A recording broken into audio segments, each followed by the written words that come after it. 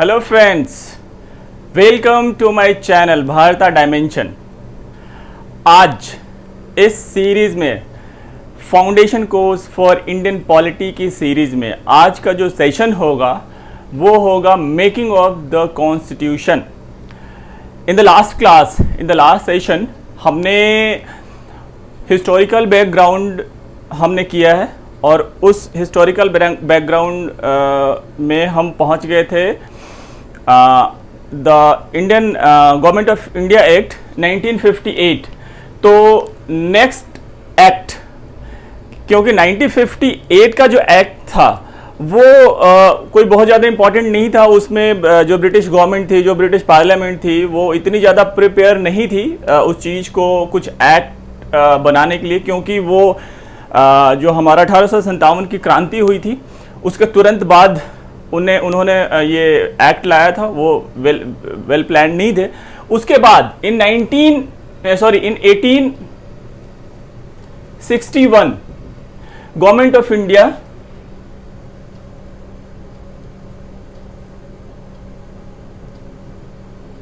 Act 1861, इसे Indian council act भी कहते हैं। ऑलरेडी मैं इसके बारे में डिस्कस कर चुका था लास्ट सेशन में। तो ये जब एक्ट आता है तो जो वहाँ की पार्लियामेंट है वो इस चीज़ को पूरे अच्छे से समझ चुकी थी कि बिना कंट्रीब्यूशन, इंडियन सोसाइटी की कंट्रीब्यूशन, बिना इंडियन पीपल के कंट्रीब्यूशन के हम वहाँ पे बहुत लंबे समय तक शासन नहीं कर पाएंगे। तो उसकी वजह से इन्होंने इस एक्ट में कोशिश किया, एक शुरुआत करी कि हम इंडियन को इन्वॉल्व करें गवर्नेंस में। और इस एक्ट में जो सबसे इम्पॉर्टेंट स्टेप ली गई थी वो स्टेप थी कि उस समय के Raja of Banaras and Maharaja of Patiala और सर दिनकर राव रॉय, इन तीन लोगों को लेजिस्लेटिव असेंबली में अनऑफिशियल मेंबर नॉमिनेट किया गया था। और इस चीज पे आप ध्यान दें कि उन्हें नॉमिनेट किया गया था, क्योंकि इसके बाद जो नॉन ऑफिशियल मेंबर बनेंगे लेजिस्लेटिव काउंसिल में वो नॉमिनेट नहीं होंगे, वो इलेक्ट होंगे। तो ये पहला इंट्रोडक्शन था। तो इसकी वजह से इन तीनों लोगों को नॉमिनेट किया गया था लेजिस्लेटिव काउंसिल। कंफ्यूज मत होना, वो भी लेजिस्लेटिव काउंसिल के ये नॉन ऑफिशियल मेंबर थे और इनके पास जो राइट थी ना, इनके पास कोई राइट नहीं थी, ना ये क्वेश्चन रेज कर सकते थे असेंबली में, ना ही ये इनके पास वोटिंग राइट थी। तो इनके पास ऐसा कोई राइट नहीं थी, लेकिन इनको असेंबली में परमिशन मिल गई थी कि वो जो असेंबली चलेगी उसमें वो बैठेंगे और उस जो प्रोसीजर है उस चीज़ को वो वॉच करेंगे। और इस एक्ट में जो एक इम्पॉर्टेंट डेवलपमेंट हुई थी, जो हमारे दो प्रोविंसेस थे, बॉम्बे और मद्रास, उन्हें लेजिस्लेटिव पावर दे दिया गया फिर से, क्योंकि उनकी लेजिस्लेटिव पावर ले ली गई थी। दोबारा से उनको लेजिस्लेटिव पावर दे दिया गया। और उसके बाद जो एग्जीक्यूटिव काउंसिल थी उनके गवर्नमेंट की, उसमें पोर्टफोलियो का इंट्रोडक्शन होता। Portfolio means ministry. पोर्टफोलियो, पहले जितने भी एग्जीक्यूटिव काउंसिल के मेंबर थे उनके पास कोई मिनिस्ट्री नहीं थी। उनके पास एक काम था जो कि गवर्नर जनरल, उस समय वॉइस रॉय बन चुके थे, अब गवर्नर जनरल नहीं रह गए थे। जो गवर्नर जनरल की पोस्ट थी उसी को वॉइस रॉय में कन्वर्ट कर दिया गया था। तो वो उनके पास वो पावर थी कि जितने भी एग्जीक्यूटिव काउंसिल है उनको वर्क एलोकेट करना।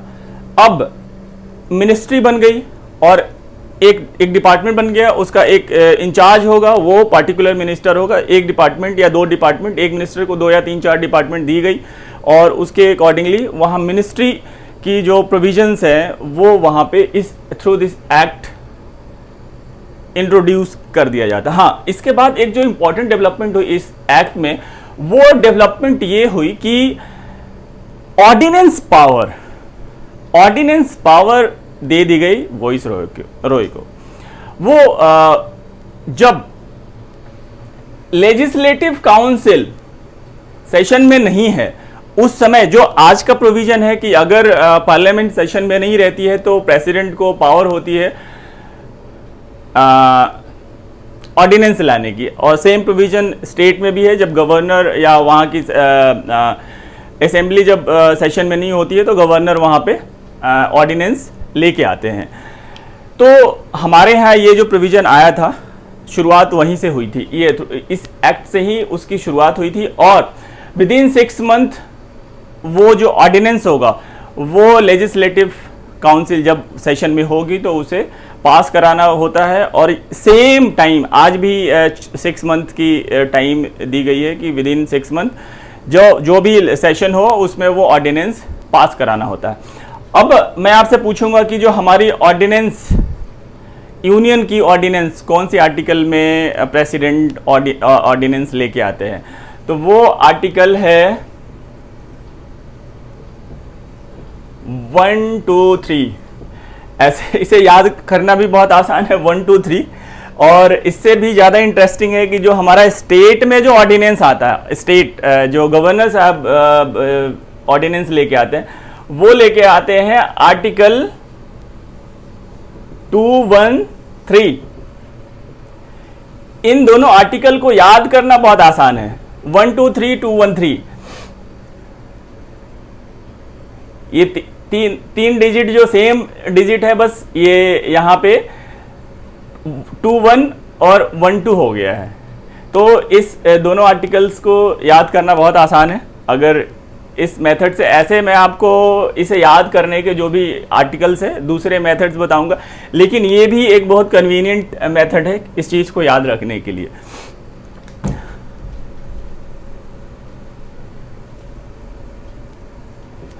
अब इस गवर्नमेंट ऑफ इंडिया एक्ट के बाद जो नेक्स्ट एक्ट आता है वो आता है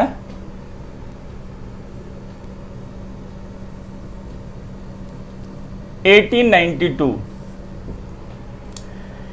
ये एक्ट बहुत इंपॉर्टेंट एक्ट है, लेकिन इस एक्ट के बारे में हम डिस्कस करने से पहले इस एक्ट की बैकग्राउंड डिस्कस करेंगे कि ये एक्ट आया क्यों। तो इस एक्ट की जो बैकग्राउंड है, गवर्नमेंट ऑफ इंडिया एक्ट 1892, इस एक्ट की जो बैकग्राउंड है वो, इसकी बैकग्राउंड शुरू होती है द ईयर 1885। इसी साल इंडियन नेशनल कांग्रेस का गठन होता है, उसको एस्टैब्लिश किया जाता है। और जो इंडियन नेशनल कांग्रेस की एस्टैब्लिशमेंट होती है वो उसकी एस्टैब्लिशमेंट ब्रिटिशर्स कराते हैं। अब आप बोलेंगे कि इसकी एस्टैब्लिशमेंट वो क्यों कराते हैं, उनको इसमें क्या इंटरेस्ट है कि इंडियन नेशनल कांग्रेस पार्टी जो ये एक पॉलिटिकल पार्टी होती है, तो इस पॉलिटिकल पार्टी को वो क्यों बनाना चाहते हैं और उन्होंने क्यों बनाया। तो इसके पीछे रीजन ये था कि जो ब्रिटिशर्स थे वो पहले तो उन्होंने इस एक्ट के थ्रू कोशिश किया था कि इन्वॉल्वमेंट करें, इंडियंस को हम गवर्नेंस में इन्वॉल्व करें। और दूसरी उन्हें एक जो परेशानी हो रही थी कि इंडियन सोसाइटी में, चूंकि जो नेशनल मूवमेंट हमारी शुरू हो चुकी थी एक 1857 से, और उसके बाद धीरे धीरे जो नेशनल एक सेंटिमेंट होता है वो कहीं ना कहीं धीरे धीरे बढ़ना शुरू हो गया था। और इसका डर उन्हें था ब्रिटिशर्स को कि ये जो नेशनल सेंटिमेंट जो फैल रहा है वो उनके बारे में उन्हें कैसे पता चले। तो उन्होंने एक सेफ्टी वॉल्व के रूप में इस पॉलिटिकल पार्टी को बनाया, और इस पॉलिटिकल पार्टी को बनाया ताकि वो ये जान पाए, समझ पाए कि इंडियन सोसाइटी में चल क्या रहा है, इंडियन सोसाइटी यहाँ के लोगों को चाहिए क्या। और अगर किसी गांव में या किसी दूर सुदूर एरिया में कुछ ऐसी चीजें डेवलप हो रही है जो कि क्रिएट कर सकती है प्रॉब्लम ब्रिटिशर्स को, तो वो चीजें उन्हें पता चल जाए।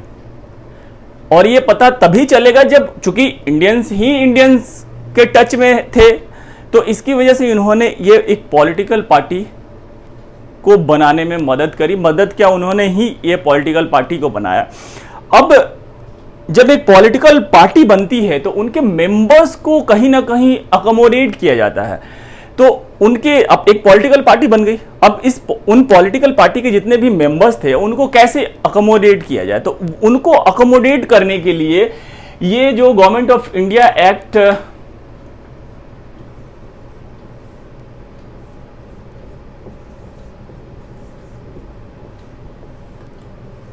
गवर्नमेंट ऑफ इंडिया एक्ट 1892 ये इनेक्ट होता है और हमारे यहाँ आता है। तो अब इनको कांग्रेस, जो इंडियन नेशनल कांग्रेस के जितने भी पॉलिटिकल मेंबर थे उनको अकोमोडेट कैसे किया जाए, तो through this act election, the provisions for election को इंट्रोड्यूस किया जाता है। अब इनके जो मेंबर हैं वो इलेक्टेड मेंबर होंगे, और हाँ, इनके जो भी मेंबर हैं उनको लेजिस्लेटिव असेंबली में इनको जगह दी जाती है। और जो लेजिस्लेटिव असेंबली इस समय, इस एक्ट में 1861 में 3 मेंबर्स थे लेजिस्लेटिव असेंबली में, बनारस और पटियाला के महाराज और सर दिनकर राव। अब इसमें इन्होंने 3 से इसको इंक्रीज करके इसको कर दिया 16। लेजिस्लेटिव असेंबली में जो मेंबर, नॉन ऑफिशियल मेंबर, हाँ, लेकिन जो ऑफिशियल मेंबर होते थे लेजिस्लेटिव असेंबली में वो ब्रिटिशर्स होते थे और वो नॉमिनेट, अभी भी वो नॉमिनेट होते थे। लेकिन अब ये जो नॉन ऑफिशियल मेंबर होंगे वो इलेक्ट होंगे, और जो इलेक्ट होंगे ऐसा नहीं कि वो यूनिवर्सल फ्रेंचाइजी जैसे आज हर 18 ईयर्स के ऊपर जो भी लोग होते हैं उनके पास वोटिंग राइट होती है, उस समय ऐसा कुछ नहीं था, यूनिवर्सल फ्रेंचाइजी नहीं थी। उस समय सिर्फ 5 to 6% की फ्रेंचाइजी थी, वो भी उससे भी कम ले लीजिए, क्योंकि वोट करने का राइट सिर्फ उन्हीं को था जो म्यूनिसिपैलिटीज के मेंबर्स थे, डिस्ट्रिक्ट बोर्ड के मेंबर थे, या फिर जो जमींदार हुआ करते थे। पंचायती सिस्टम तो खत्म हो गया था, पंचायती सिस्टम तो थी नहीं, तो पंचायती सिस्टम को रिप्लेस किया था जमींदारी प्रथा ने। तो जमींदार जो थे उनको भी वोटिंग राइट थी और म्यूनिसिपैलिटीज के मेंबर को थी। तो ये बहुत ही कह सकते हैं कि इनकी जो रिप्रेजेंटेशन थी, जो इलेक्शन होते थे, वो बहुत ही कम लोग पार्टिसिपेट करते थे। लेकिन इलेक्शन का जो प्रोविजन है वो इंट्रोड्यूस हो चुका था थ्रू दिस एक्ट। अब इस एक्ट में एक और डेवलपमेंट होती है, वो ये डेवलपमेंट होती है कि यहां पे इन्हें क्वेश्चन करने का, लेजिस्लेटिव असेंबली में क्वेश्चन करने की राइट मिल जाती है। हाँ, वोटिंग राइट अभी भी इन्हें नहीं मिली है। आज भी अगर कोई बिल पास होता है लेजिस्लेटिव असेंबली में, तो during the discussion they could have asked question, लेकिन वो वोट नहीं कर सकते थे। तो इन्हें वोटिंग राइट तब भी नहीं मिलता है। अब इसके बाद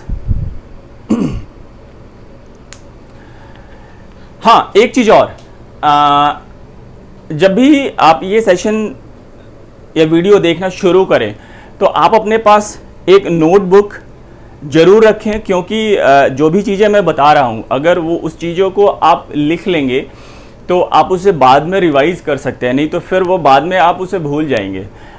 अगर आप, चूंकि मैं पढ़ा रहा हूं ऐसे story in the form story की, उसे याद और रिटेन करना बहुत आसान है, लेकिन फिर भी आप अपने पास नोटबुक और पेन जरूर रखें, ताकि उन सब चीज़ों, जो इंपॉर्टेंट पॉइंट्स है, जो उनको आप नोट डाउन कर लें। तो और दूसरी चीज़ की, जो एम लक्ष्मीकांत सर की बुक है, अगर वो आप अपने सामने रखें तो वो भी बहुत बेहतर होगा, क्योंकि हम उनकी बुक को ही कवर कर रहे हैं पूरे सेशन में। तो 1892 एक्ट। अब next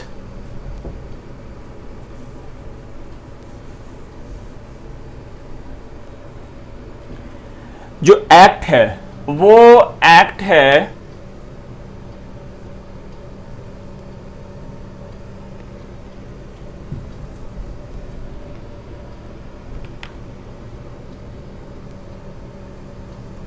1909 government of India act.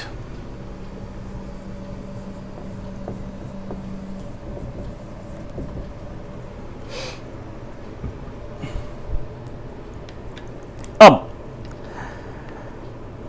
जो इससे पहले का एक्ट था 1892, उसके बाद ये एक्ट आता है। तो इस एक्ट का भी मैं बैकग्राउंड आपको बताऊंगा कि ये एक्ट आने के पीछे रीजन क्या था।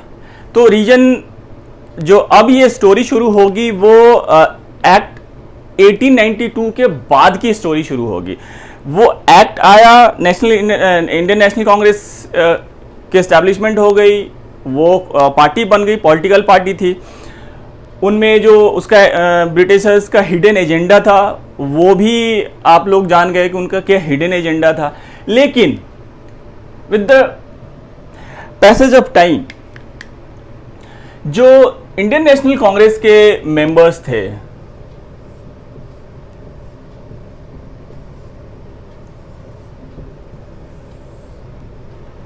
अब इन्हें ये पता चल गया कि इनका मिसयूज हो रहा है। और एक काफी लंबा पीरियड जाने के बाद, 15-20 इयर्स जाने के बाद, इस एक्ट के आने से पहले आप इसको 1905 मीन्स आफ्टर 20 इयर्स, एक जनरेशन तो इनकी जा चुकी थी। अब दूसरी जनरेशन इस पार्टी में आनी शुरू हो गई थी। अब नए मेंबर्स भी बनने शुरू हो गए।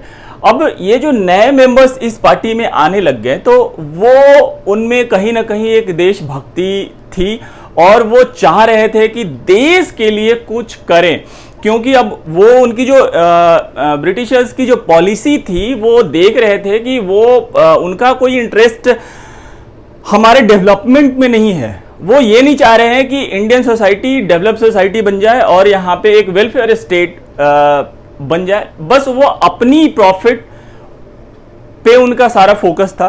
तो एक जो नया जनरेशन इस पार्टी में आई तो वो जब असेंबली में बैठते थे ड्यूरिंग द डिस्कशन, वो ऐसे ऐसे क्वेश्चन पूछने लग गए जो कि हमारे डेवलपमेंट से रिलेटेड थे, हमारे एजुकेशन से रिलेटेड थे, और भी जो भी इंपॉर्टेंट, जो एक देश हित में जो क्वेश्चंस पूछे जा सकते थे, वो क्वेश्चन वो अब ये रेज करना शुरू कर दिए।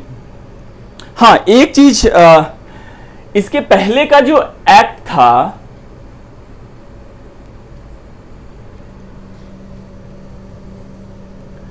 (1892),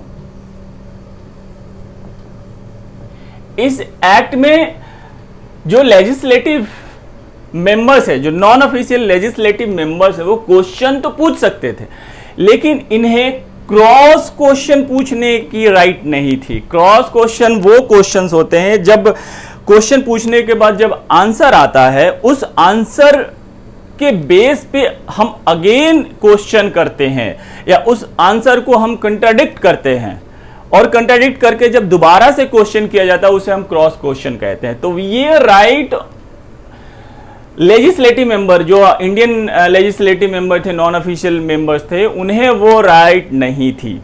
अब उन्हें जब वो राइट नहीं थी तो वो क्वेश्चन तो रेज कर सकते थे, क्रॉस क्वेश्चनिंग नहीं करते थे। तो उनके पास क्वेश्चंस ही इतने सारे होने लग गए कि जो ब्रिटिशर्स थे उन्हें वो आंसर नहीं कर पाते थे, और आंसर नहीं कर पाने की वजह से फिर ये एक्ट आता है। और एक और बड़ी इंटरेस्टिंग डेवलपमेंट होती है, उन्होंने कांग्रेस को, जो इंडियन नेशनल कांग्रेस है, उसे तोड़ने की कोशिश अब वो शुरू कर दिए आफ्टर दिस ईयर। क्योंकि इस साल में इनके जो मेंबर्स थे, कहते हैं कुछ लोग कि उस समय जो गरमपंथी जो थे विचारधारा के लोग, वो लोग भी इसमें इंडियन नेशनल कांग्रेस में मेंबर बन गए और फिर उनकी जो क्रांतिकारी विचारधारा थी, उनको मारो, अंग्रेजों को मारो, भगाओ, और वो सारी जो विचारधारा थी तो वो इंडियन नेशनल कांग्रेस में वो विचारधारा आने लग गई।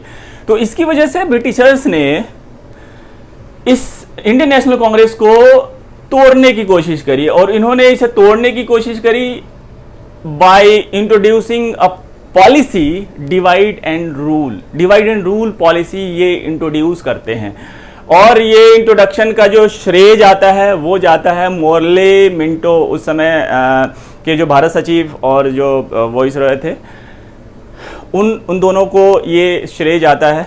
और इसे मोर्ले मिंटो रिफॉर्म भी कहते हैं, लेकिन ये मोर्ले मिंटो रिफॉर्म नहीं था, वो मोर्ले मिंटो जो ये पॉलिसी की इंट्रोडक्शन होती है ना, डिवाइड एंड रूल, उसकी पॉलिसी की पहली इंट्रोडक्शन इस एक्ट में होती है, 1909 वाली एक्ट में होती है।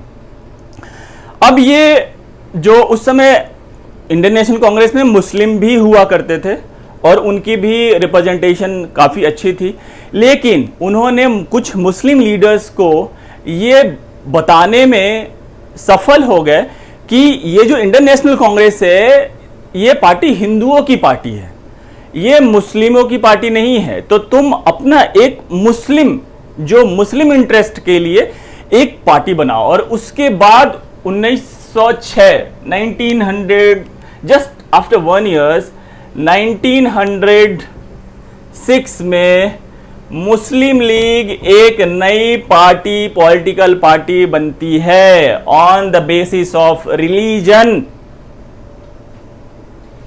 इससे पहले जो भी कोई भी ऐसी पार्टी नहीं थी जो कि रिलीजन के बेस पे कोई पार्टी बनी, वो पहली पार्टी बनी जो कि रिलीजन के बेस पे बनी, और वो उनका सिर्फ उद्देश्य था कि जो मुस्लिम वेलफेयर, उनको इंडियन वेलफेयर के बारे में चिंता नहीं थी, उनको सिर्फ मुस्लिम वेलफेयर के बारे में चिंता थी, और उसकी वजह से ये मुस्लिम लीग की स्थापना होती है 1906 में। और ये इसको बनाने में अंग्रेजों का रोल है, इस पार्टी को डिवाइड करने के लिए, दबाने के लिए। अब इंडियन मुस्लिम लीग बन गई। जब इंडियन नेशनल कांग्रेस भी जब बनी थी तो इनके मेंबर्स को अकोमोडेट करने के लिए जो लेजिस्लेटिव असेंबली में नॉन ऑफिशियल मेंबर्स की संख्या बढ़ा दी गई थी। अब फिर से इस एक्ट में 1909 वाले एक्ट में फिर से लेजिस्लेटिव मेंबर की संख्या फिर से बढ़ाई जाएगी, और इसमें अब 16 से इसकी मेंबर संख्या 60 हो गई, 60, कि जो अब वो बनी है, मुस्लिम लीग बनी है, उनके मेंबर्स को अकोमोडेट किया गया ताकि उनके जो मेंबर्स है वो यहां पे आए। अब अंग्रेजों के पास एक सबसे बड़ी दिक्कत थी कि वो कैसे इंश्योर करें कि जो मुस्लिम लीडर्स हैं, जो मुस्लिम जो पार्टी के मेंबर्स हैं, वो लेजिस्लेटिव काउंसिल में आ पाए, उनको ये भी इंश्योर करना था। अब ये इंश्योर अगर होता और अगर इलेक्शन के बेस पे इलेक्शन होते तो उनके मेंबर्स कोई जीत नहीं पाते, और अगर वो कोई जीत नहीं पाते तो फिर वो सारे जो 60 सीट्स हैं ये सारे इंडियन नेशनल कांग्रेस के मेंबर्स इस पे चले जाते।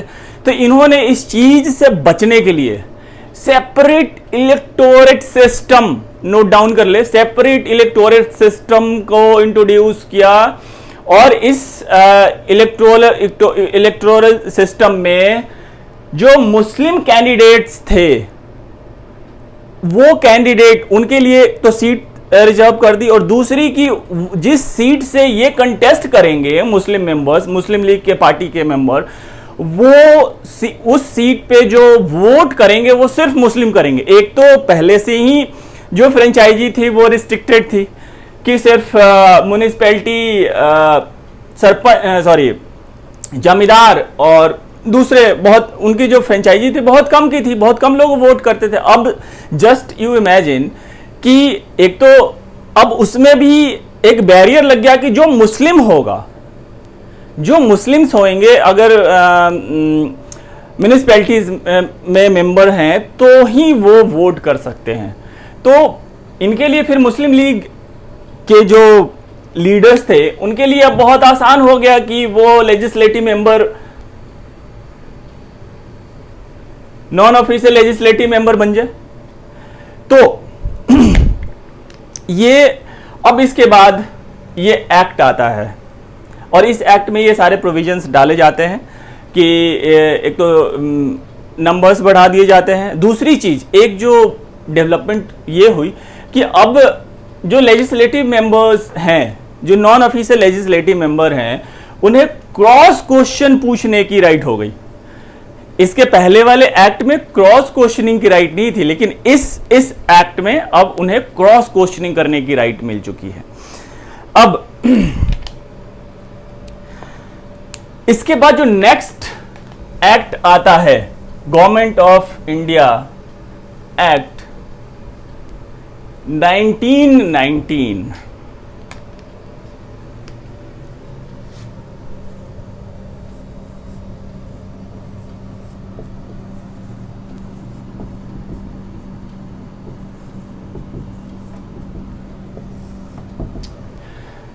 ये एक्ट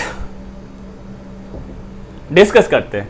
पहले इस एक्ट का फिर से हम इसके बैकग्राउंड में जाएंगे कि इस एक्ट का बैकग्राउंड क्या है। अब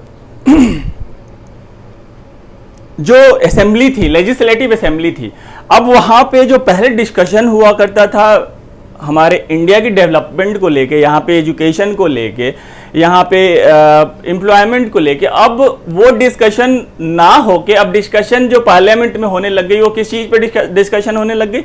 हिंदू और मुस्लिम पे डिस्कशन होनी शुरू हो गई। और ये मुस्लिम लीग और फिर इंडियन नेशनल कांग्रेस, ये दोनों मेंबर्स आपस में ही असेंबली में लड़ना शुरू कर दिए। अब एक्चुअली जो ब्रिटिशर्स के जो प्लान था वो यही प्लान था कि ये दोनों आपस में लड़े और हमसे कोई क्वेश्चन ना पूछे। उनका जो पर्पस था वो सॉल्व हो गया। लेकिन हाँ, एक चीज यहां पे समझने वाली चीज है कि हम कॉलोनी बन चुके थे।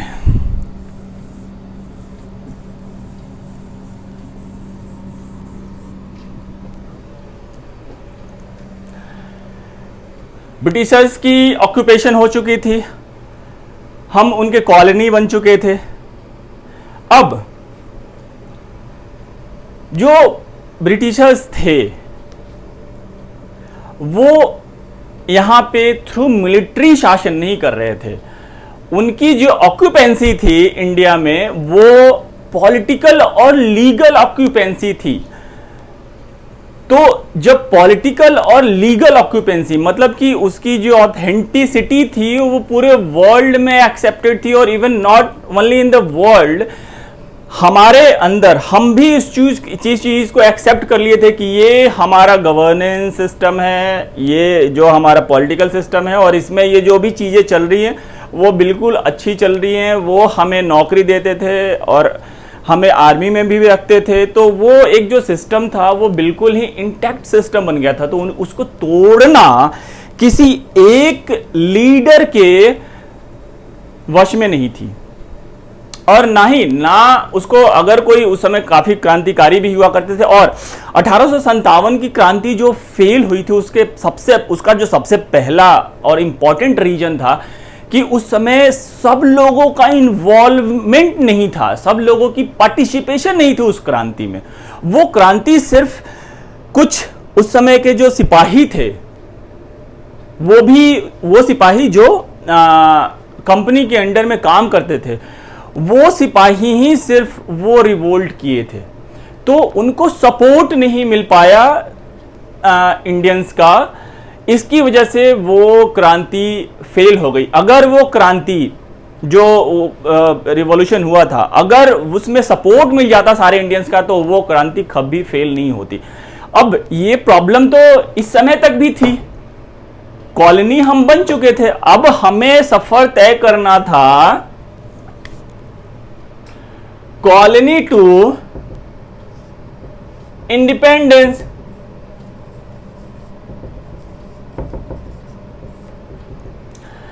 अब यहां पे हम लीगली एंड पॉलिटिकली हमारी ऑक्यूपेशन है।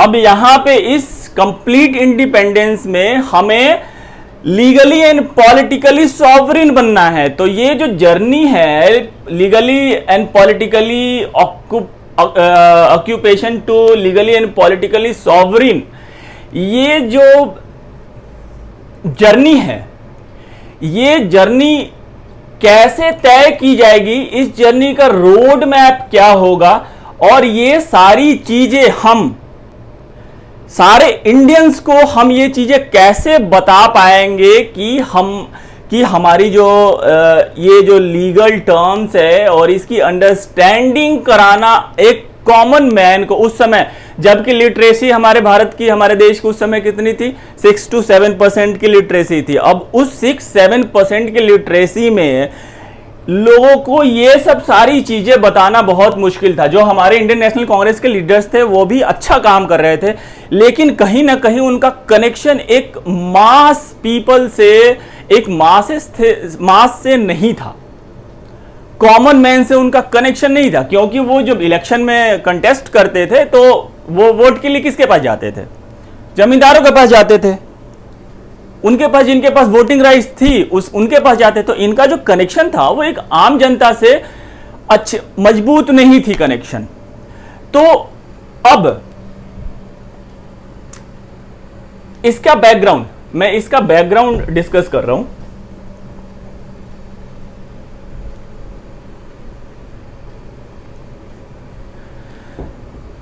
इस चीज को बताने के लिए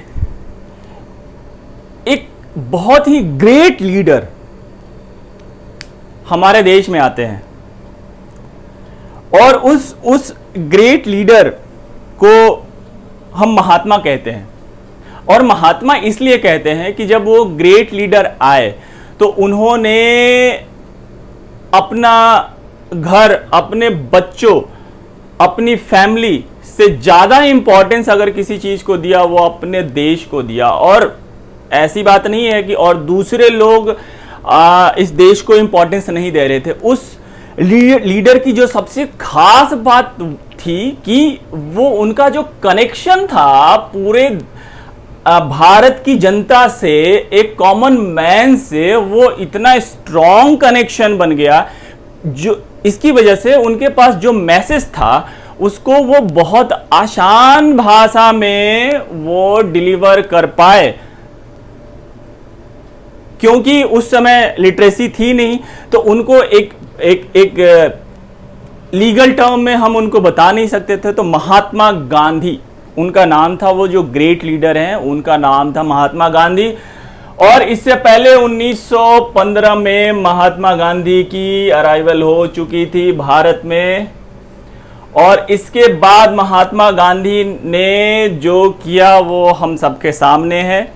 और उनको साथ देने वाले भी बहुत सारे क्रांतिकारी हुए, बहुत सारे लीडर हैं, बहुत सारे पॉलिटिकल लीडर, बहुत सारे सोशल लीडर हुए जो कि इस क्रांति में महात्मा गांधी का साथ दिया, और सबने मिलकर आज़ादी की लड़ाई लड़ी। लेकिन अब जस्ट इमेजिन कि इस साल के बाद जो हमारी आज़ादी की लड़ाई इतनी तेज हो जाती है, इतनी तेज हो जाती है कि हम 200 सालों से अभी तक, इवन हमारी 1857 की क्रांति बहुत पहले हो चुकी थी, लेकिन फिर वो जो मूवमेंट थी वो कंटिन्यू नहीं हो पाती है। अब इस साल के बाद जब ये आते हैं और जब ये लोगों से जुड़ना शुरू करते हैं तो इन्होंने कमाल कर दिया, कमाल कर दिया। खैर, अब महात्मा गांधी की एंट्री हो चुकी है इस एक्ट से आने से पहले, और महात्मा गांधी के आने के बाद 1906 में, sorry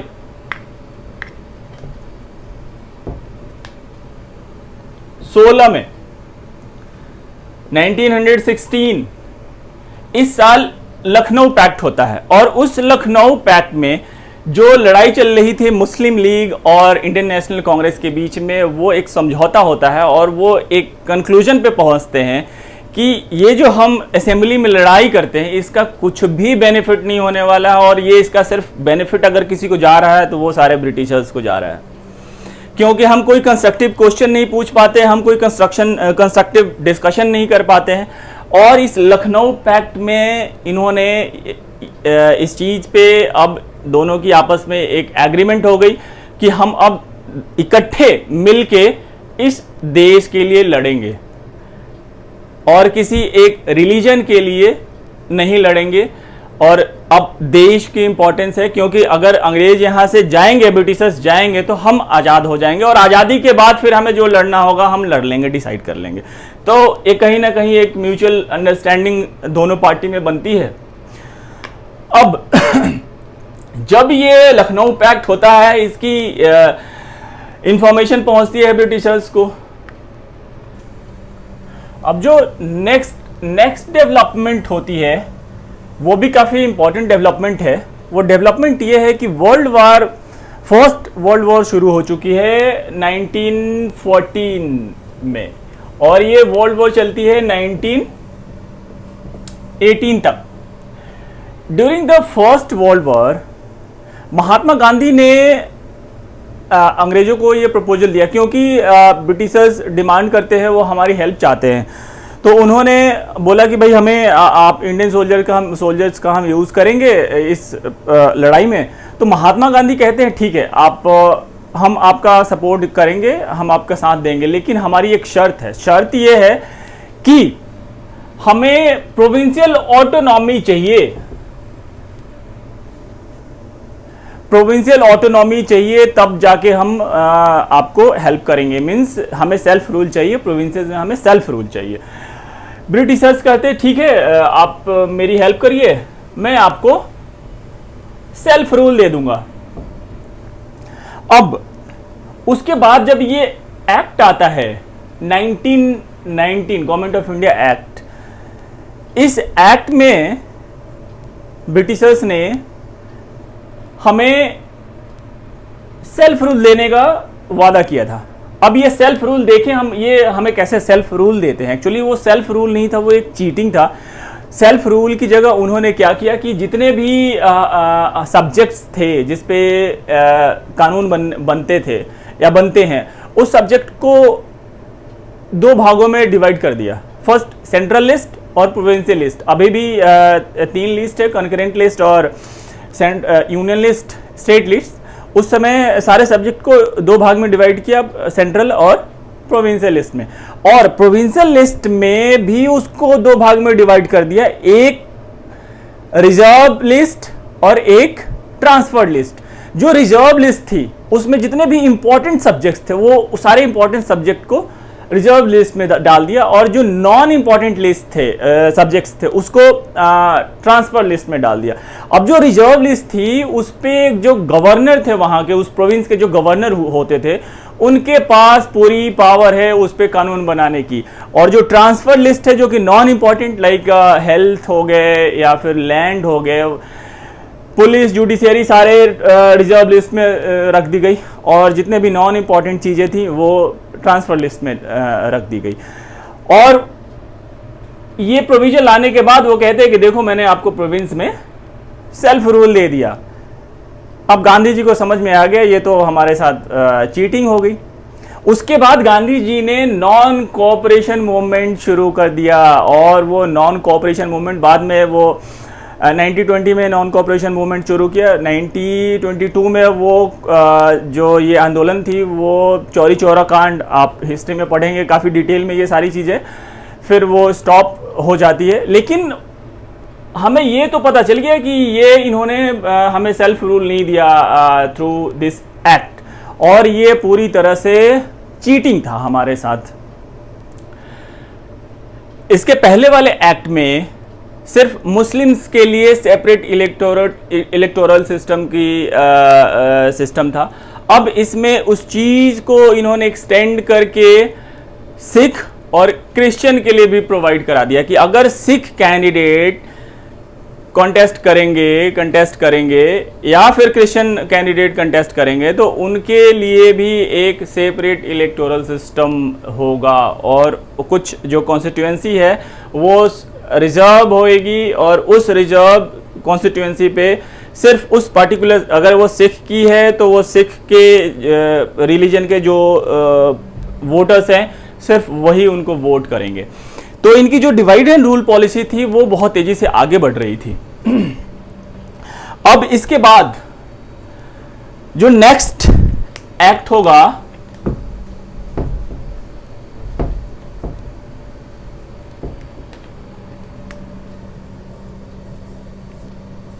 1935 government of India act, और my friend this act is very important act, क्योंकि आज का जो हमारा प्रेजेंट कॉन्स्टिट्यूशन है वो कहीं ना कहीं इस एक्ट के बहुत सारे प्रोविजंस को हमने एज इट इज अपने कॉन्स्टिट्यूशन में अडॉप्ट कर लिया है और उसको इंक्लूड कर लिया। तो ये एक्ट हमारे पॉलिटिकल सिस्टम के लिए, इंडियन पॉलिटिकल सिस्टम के लिए बहुत ही इंपॉर्टेंट था। लेकिन इस एक्ट के बारे में हम डिस्कस करने से पहले इस एक्ट की बैकग्राउंड एक बार डिस्कस कर लें। इसका जो बैकग्राउंड होता है, ये जो एक्ट इसके पहले वाला एक्ट था 1919 का एक्ट था, इस एक्ट को 10 साल के बाद रिव्यू होना था। कि रिव्यू इसलिए होना था कि ये जो एक्ट है ये सही से काम कर रहा है या नहीं कर रहा है, इसकी जो इम्प्लीमेंटेशन है और वर्क है ये वर्केबल है या नहीं, इंडियन सोसाइटी में ये एक्ट वर्केबल है या नहीं, ये इस एक्ट की वजह से इंडियन सोसाइटी में कुछ बदलाव आया है या नहीं आया। अब 10 साल मतलब कि ये 1929 में ये एक्ट रिव्यू होना था। अब इस समय, इससे पहले 1927 इंग्लैंड में कंजर्वेटिव पार्टी की गवर्नमेंट थी और लेबर पार्टी अपोजिशन में थी, और इसके जस्ट नेक्स्ट ईयर वहां इलेक्शन होने वाले थे। तो जो लेबर पार्टी थी वो प्रो इंडियन कही जाती थी, उस समय प्रो इंडियन थी, और वो पूरी कोशिश कर रही थी कि जो इंडियन इशू हैं अपने देश में इस चीज को रेज करके कि ये लोग वहां पे बहुत सारी चीजें हैं जो कि लेबर के अगेंस्ट कर रहे हैं, वहां पे लेबर का एक्सप्लॉइटेशन हो रहा है, तो उस चीज को वहां पे वो इशू बना रहे थे, मुद्दा बना रहे थे। अब इस चीज से बचने के लिए वहां की जो पार्लियामेंट है, वहां के जो प्राइम मिनिस्टर है, गवर्नमेंट है, वो पहले ही रिव्यू कर लेते हैं, मीन्स आफ्टर 8 ईयर्स। ये 10 ईयर्स के बाद रिव्यू होना था, लेकिन इन्होंने 1927 में ही रिव्यू कर लेते हैं। और इसको रिव्यू करने के लिए उन्होंने एक कमीशन बनाया, साइमन कमीशन बनाया, और उस कमीशन में एक भी इंडियन नहीं थे। अब हम ऐसे एक्ट को रिव्यू करने जा रहे हैं जो कि इंडियन सोसाइटी पे एप्लीकेबल है, और उसके बेटरमेंट के लिए हम देखने जा रहे हैं कि वो एक्ट सचमुच में वर्क किया या नहीं किया। अब उस कमीशन में कोई भी इंडियन नहीं था। जब ये साइमन कमीशन भारत आती है तो हमारे यहाँ नारे लगते हैं, गो बैक साइमन कमीशन, और उसमें उस आंदोलन में लाला लाजपत राय को काफ़ी चोट लगती है, उनके सर पे लाठीचार्ज होता है, तो उनके सर पे चोट लग जाती है, बाद में वो एक्सपायर भी कर जाते हैं इसकी वजह से। लेकिन कांग्रेस ने इसका पुरजोर स्ट्रॉन्ग तरीके से अपोज किया साइमन कमीशन को।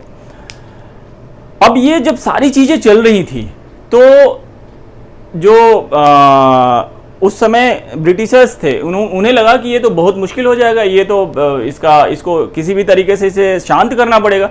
तो इस चीज को शांत करने के लिए जो उस समय के भारत सचिव थे उन्होंने एक ऑफर दिया इंडियन नेशनल कांग्रेस को कि एक काम करें, इसका जो इस एक्ट का रिव्यू आप भी करें, साथ में साइमन कमीशन भी करेगा और आप भी करिए। तब जाके ये जो आंदोलन है ये शांत होता है, ये जो प्रोटेस्ट हो रही थी वो शांत हो जाता है। और उस समय के काफी प्रोमिनेंट लॉयर मोतीलाल नेहरू, जिनको कि ये रिस्पॉन्सिबिलिटी दी जाती है इस एक्ट को रिव्यू करने के लिए, मोतीलाल नेहरू ने वो एक्ट रिव्यू किया और अपनी जो रिपोर्ट है वो 44th अधिवेशन, कांग्रेस की जो अधिवेशन होती है, इसे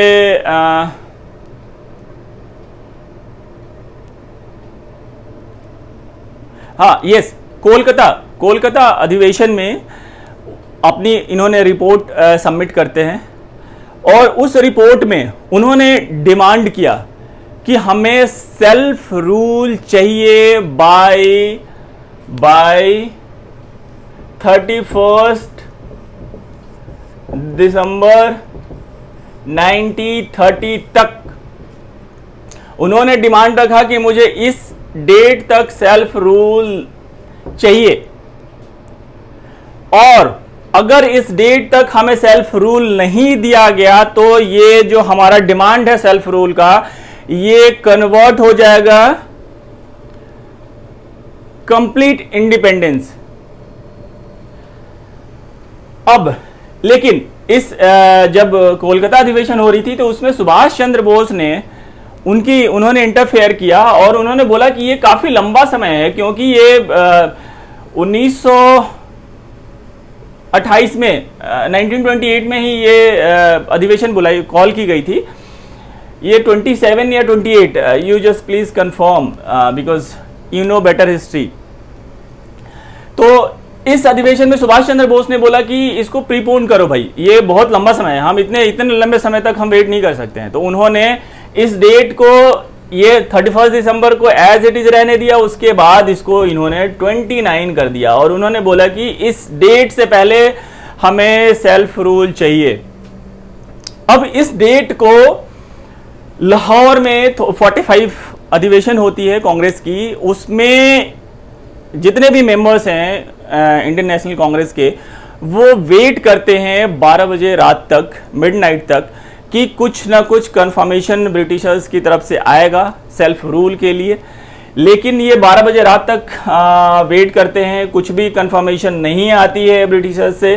तो जाके फिर इन्होंने 12 बजे रात में रावी नदी बहती है लाहौर में, वहाँ पे उन्होंने अपना झंडा फहराया और उसके बाद, उस दिन के बाद जो हमारा डिमांड था वो अब कन्वर्ट हो चुका था सेल्फ रूल से पूर्ण स्वराज, स्वराज से पूर्ण स्वराज, कंप्लीट इंडिपेंडेंस अब हमें चाहिए थी। अब इसके 26 डेज के बाद ऑन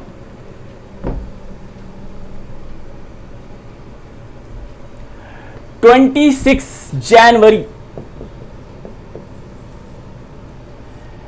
1930, इस डेट को आप याद रखें।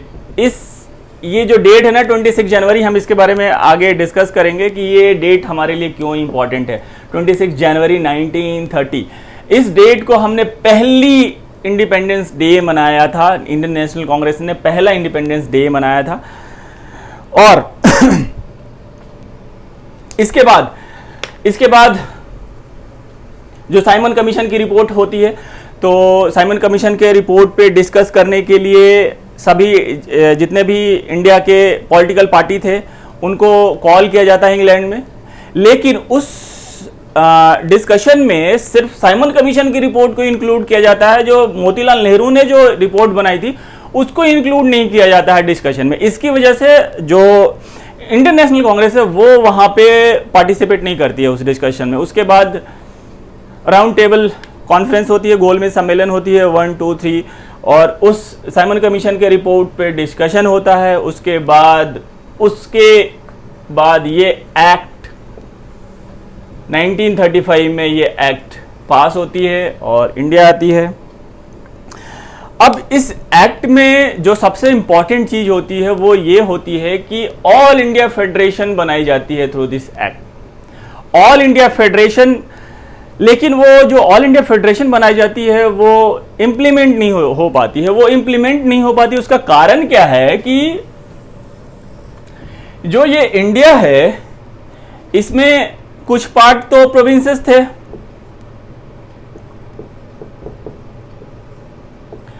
ये इस प्रोविंसेस में यहां पे ब्रिटिश रूल होता था, और कुछ पार्ट थे जो राजवाड़े थे, जिसे प्रिंसली स्टेट भी कहते हैं।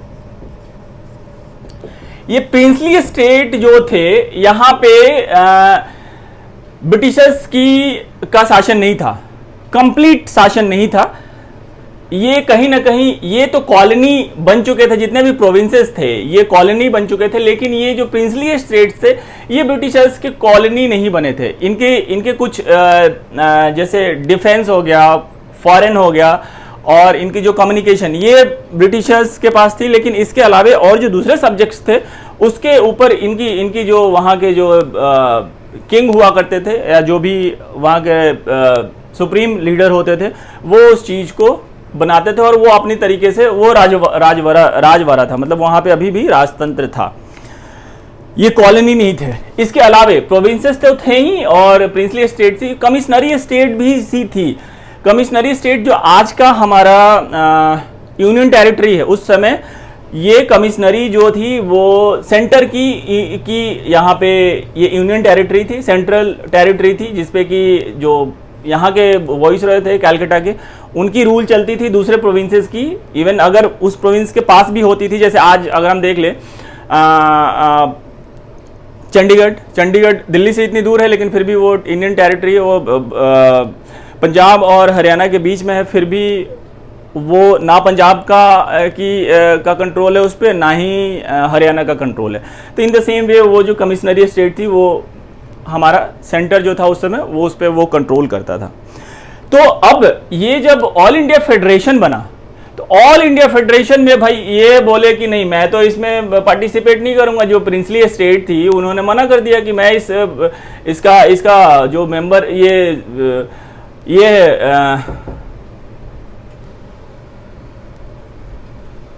मैं बनूंगा नहीं, इसमें मैं पार्टिसिपेट नहीं करूंगा। ऑल इंडिया फेडरेशन फेल हो गया। अब उसके बाद इस एक्ट में जो डेवलपमेंट होती है वो ये होती है जो सिस्टम प्रोविंसेस में थे, अब प्रोविंसेस में वहां पे सेल्फ रूल इंट्रोड्यूस कर दिया जाता है, मींस ऑटोनॉमी दी जाती है, प्रोविंशियल ऑटोनॉमी दे दी जाती है। लेकिन सेंटर में जो सिस्टम नीचे प्रोविंसेस में इसके पहले वाले एक 1909 में जो डायची सिस्टम इंट्रोड्यूस हुआ था वो सिस्टम अब सेंटर में इंट्रोड्यूस हो गया। इन द सेम वे यहाँ पे भी रिजर्व सब्जेक्ट हो गए। हाँ, एक जो नई डेवलपमेंट हुई कि यहाँ पे फिर कनकरेंट लिस्ट भी बन गए, जो अभी हमारे यहाँ स्टेट लिस्ट, यूनियन लिस्ट और कनकरेंट लिस्ट है। तो उस समय जो पहले इस एक्ट में 2 लिस्ट बनी थी, अब इसमें 3 लिस्ट बन गई, सेंट्रल लिस्ट, प्रोविंशियल लिस्ट और कनकरेंट लिस्ट। कनकरेंट लिस्ट में सेंटर के पास पावर थी। और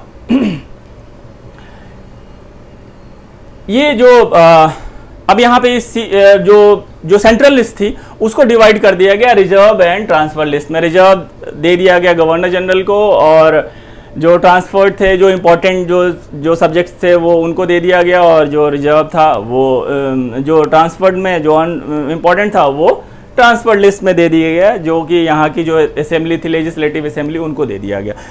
अब हमेशा ध्यान रखिएगा लेजिस्लेटिव में, अगर मैं बोल रहा हूँ लेजिस्लेटिव असेंबली तो वो एग्जीक्यूटिव काउंसिल की बात नहीं कर रहा हूँ, मैं यहाँ लेजिस्लेटिव काउंसिल की बात कर रहा हूँ।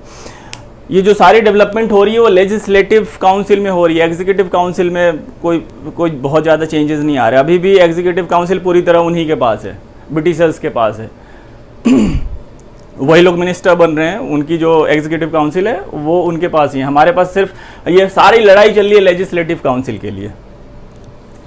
अब ये through this act 1935 public service commission भी बनाई जाती है, उसके बाद आरबीआई भी बनाई जाती है, और एक और इम्पॉर्टेंट डेवलपमेंट होती है जो सेपरेट इलेक्टोरल सिस्टम जो एक्सटेंड होता जा रहा था और वो बड़ा होता जा रहा था, इस एक्ट में थोड़ा और बड़ा हो गया, और अब उसमें इंक्लूड कर लिया गया schedule caste, women and worker को। तो आप देख ले कि अब ये कितने लोगों को दिया जाने लग गया। जो सेपरेट इलेक्टोरल सिस्टम सबसे पहले इंट्रोड्यूस जब हुई थी तो मुस्लिम को दिया गया था, उसके बाद Sikh, Christian, schedule caste, women and workers. तो 1935 का एक्ट खत्म होता है। अब इस एक्ट के बाद हमारा लक काम करता है। खैर ये इसमें ऑल इंडिया फेडरेशन नहीं बन पाई, लक हमारा ये काम करता है क्योंकि 1939, अब मैं एक्ट 1947 एक्ट का बैकग्राउंड बता रहा हूं। अब ये एक्ट खत्म हो गई। 1947 एक्ट का बैकग्राउंड। अब इससे पहले 1939 में सेकेंड वर्ल्ड वार होता है, और इस सेकेंड वर्ल्ड वार होने के बाद अगस्त ऑफर आता है अंग्रेजों से, ब्रिटिशर्स से, और वो कहते हैं कि हमें इस लड़ाई में हेल्प करो तो मैं आपको डोमिनियन बना दूंगा। डोमिनियन बनाने का मतलब कि मैं लीगली और पॉलिटिकली आपको इंडिपेंडेंस दे दूंगा, लेकिन जो हेड ऑफ द स्टेट है वो हम रहेंगे, हेड ऑफ स्टेट हम रहेंगे। इस चीज को हमने एक्सेप्ट कर लिया कि चलो ठीक है, हमें ये डोमिनियन का जो स्टेटस है ये हमें आप दे दें।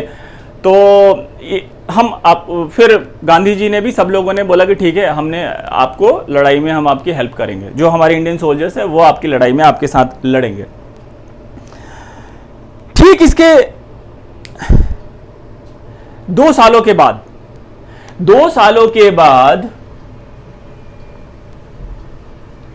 1942 में क्रिप्स मिशन आता है, just to formalize the August offer. और उन्होंने कहते हैं कि ठीक है, हम आपको डोमिनियन दे देंगे, उसके लिए एक फ्रेमवर्क तैयार कर लें। लेकिन उस समय जो मुस्लिम लीग थी वो उनका डिमांड शुरू हो गया था कि हमें एक सेपरेट नेशन चाहिए, पाकिस्तान चाहिए। अब जो क्रिप्स मिशन आई, उन्होंने बोला कि ये संभव नहीं है, हमने जो डोमिनियन आपको देना है वो देंगे, लेकिन उसमें एक कंडीशन है कि सिर्फ इंडिया होगा, उसमें पाकिस्तान नहीं होगा। ये सिर्फ एक डोमिनियन हम देंगे, 2 डोमिनियन नहीं देंगे। और फिर वो जो क्रिप्स मिशन आई थी वो फेल हो गई, वापस चली गई। जब वो वापस चली गई तो फिर हम लोगों में फिर एक एग्रीमेंट हुआ कि चलो ठीक है, एक बार ही हमें डोमिनियन का स्टेटस आ जाने दो, उसके बाद फिर हम आगे डिसाइड कर लेंगे।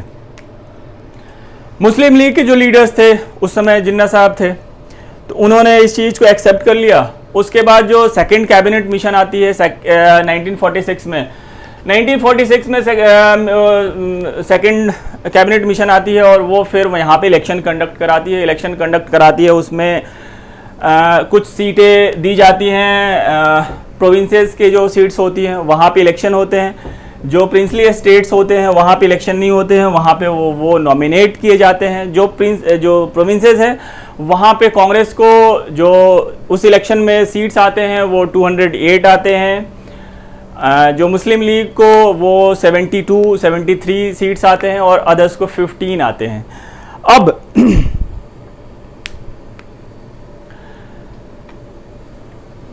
जब पहली मीटिंग होती है, जो कॉन्स्टिट्यूएंट असेंबली की पहली मीटिंग होती है, पहली मीटिंग में डॉक्टर राजेंद्र प्रसाद को प्रेसिडेंट बनाया जाता है। उसके बाद वो जो फैक्ट से रिलेटेड सारी चीज़ें हैं वो आपके बुक में हैं, आप उसको गो थ्रू हो जाए, और उसके जो नेम्स हैं वो आप याद कर लें, कौन प्रेसिडेंट होते हैं, कौन वाइस प्रेसिडेंट होते हैं।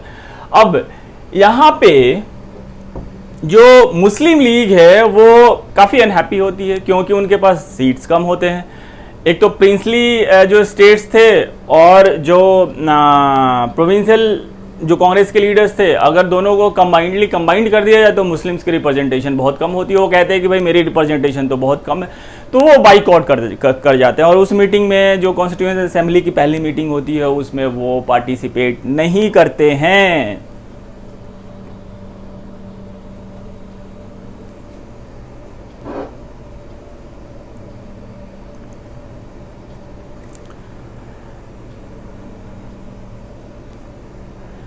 नाइन दिसंबर को फर्स्ट मीटिंग होती है, और 13 दिसंबर को ऑब्जेक्टिव रेजोल्यूशन जवाहरलाल नेहरू लेके आते हैं, जो कि बाद में जब प्रियम्बल डिस्कस करूंगा तो उसमें ये ऑब्जेक्टिव रेजोल्यूशन के बारे में डिस्कस करूंगा, क्योंकि हमारा जो प्रियम्बल है वो कहीं ना कहीं उसके बहुत सारे टर्म्स जो हैं वो ऑब्जेक्टिव रेजोल्यूशन से अडॉप्ट किए गए हैं।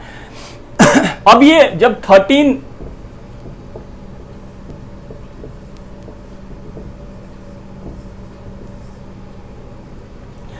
जब ये ऑब्जेक्टिव रेजोल्यूशन आते हैं तो उस समय के जो प्रेसिडेंट डॉक्टर राजेंद्र प्रसाद थे, काफ़ी बिग हार्टेड लोग थे पहले के, उन्होंने बोला कि भाई ये ठीक नहीं हो रहा, मुस्लिम लीग के जो मेंबर्स हैं वो आ नहीं रहे हैं, तो कुछ हम वेट कर लेते हैं, अगर वो आ जाते हैं। फिर उन्होंने मैसेज दिया कि भाई आप लोग प्लीज़ जो असेंबली चल रही है कॉन्स्टिट्यूंट असेंबली, इसमें आके पार्टिसिपेट करें, कॉन्स्टिट्यूशन बनाना था।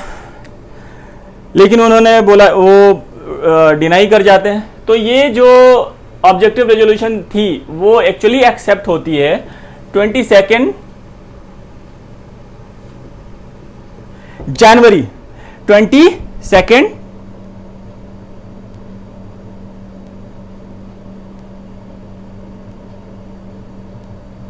जनवरी, yes 22 January 1947।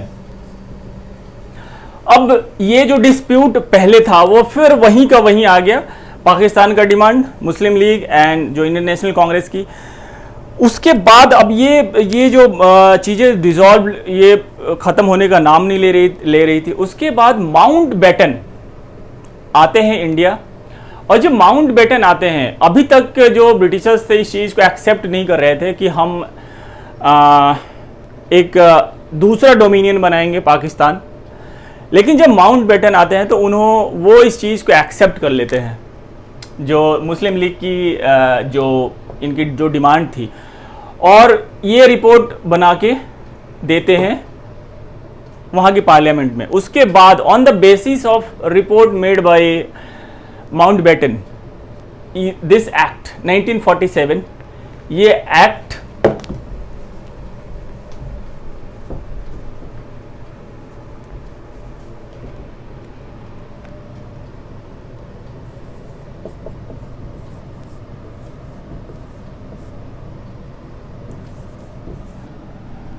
Government of India act आता है 1947। इसमें इंडिया को डिवाइड कर दिया जाता है, उसके प्रोविंसेस को, पूरे इंडिया को डिवाइड कर दिया जाता है पाकिस्तान और इंडिया में, और प्रिंसली स्टेट को ये फ्रीडम दी जाती है कि या तो वो पाकिस्तान को ज्वाइन कर ले या फिर इंडिया को ज्वाइन कर ले, और अगर वो इंडिपेंडेंट रहना चाहते हैं तो भी वो इंडिपेंडेंट रह सकते हैं।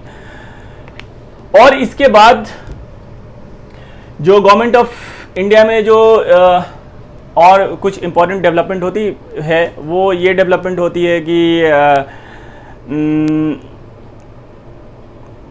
ऐसे कोई खास इम्पोर्टेंट डेवलपमेंट नहीं होती है। फिर इसके बाद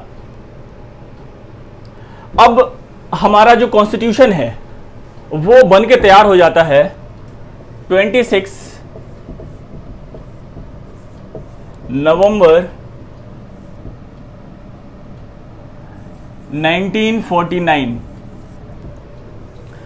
अब हमारा कॉन्स्टिट्यूशन इस डेट को बन के तैयार हो जाता है, लेकिन फिर भी हम अपने कॉन्स्टिट्यूशन को एडॉप्ट नहीं, इससे पहले इवन 24 नवंबर को ही 24 नवंबर को ही बन के तैयार हो जाता है। 26 नवंबर को हमें अडॉप्ट करना होता है कॉन्स्टिट्यूशन को।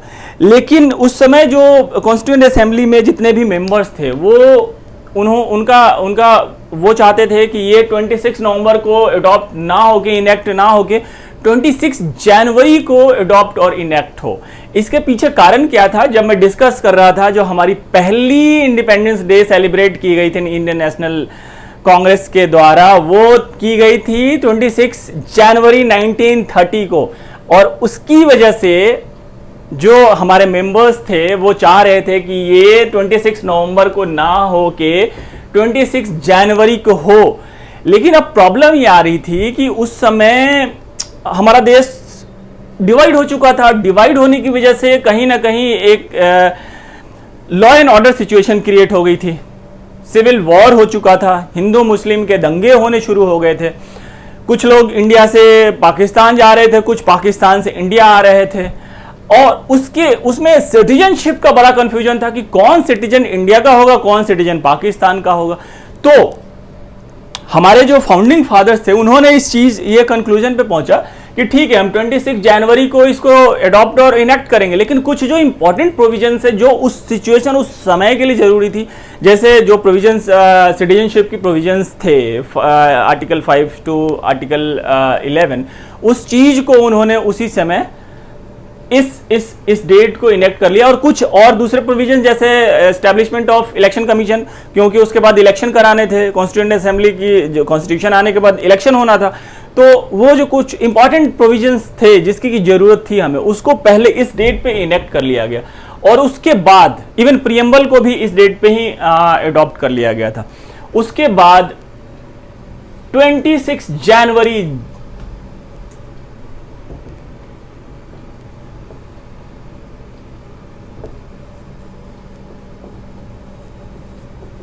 इस डेट को हमारा कंप्लीट कॉन्स्टिट्यूशन सारे प्रोविजंस को हमने इनेक्ट और अडॉप्ट कर लिया, इसलिए इस डेट को हम सेलिब्रेट करते हैं रिपब्लिक डे। और इस दिन के बाद हम बन गए रिपब्लिक। हाँ, और एक और जो इंपॉर्टेंट चीज हुई, हमने उनका जो डोमिनियन का 1947 वाले एक्ट में एक चीज में रह गया था, उन्होंने एक ऑप्शन दिया था कि आप डोमिनियन इंग्लैंड का डोमिनियन बन के रहो, लेकिन हमने इस चीज को अपने कॉन्स्टिट्यूशन में अडॉप्ट नहीं किया और हमने बोला कि हम डोमिनियन नहीं बनेंगे, हम रिपब्लिक बनेंगे। आज भी कुछ कंट्रीज हैं जैसे कनाडा हो गया, ऑस्ट्रेलिया हो गया, वो आज भी इंग्लैंड के डोमिनियन है। हाँ, इसके बाद भी हमने कॉमनवेल्थ नेशन के हम जो ग्रुप है उसके मेंबर बने, लेकिन हम डोमिनियन नहीं हैं। हमारे यहाँ जो प्रेसिडेंट हैं वो इलेक्टेड होते हैं और इसकी वजह से हम रिपब्लिक हो गए थे। इस डेट के बाद हम रिपब्लिक डे मनाते हैं इस डेट को। तो कॉन्स्टिट्यूशन, आज जो कॉन्स्टिट्यूशन का जो बैकग्राउंड था और इसको बनाने में जो चीज़ें फेस की, उस चीज़ का आज के सेशन में हमने सारा कुछ कंप्लीट कर लिया। नेक्स्ट सेशन में हम कॉन्स्टिट्यूशन शुरू करेंगे और उसका जो पहला प्रियम्बल से हम आगे का सेशन शुरू करेंगे। तो अगर ये वीडियो आप लोगों को अच्छा लगा और लगा कि ये वीडियो आपके लिए बहुत हेल्पफुल है, तो आप अपने दोस्तों को भी ये वीडियो शेयर करें ताकि वो लोग भी इस चीज़ का बेनिफिट उठा पाए, और मेरे चैनल को सब्सक्राइब ज़रूर कर लें। थैंक यू, मिलते हैं नेक्स्ट सेशन में। Okay, thank you, bye.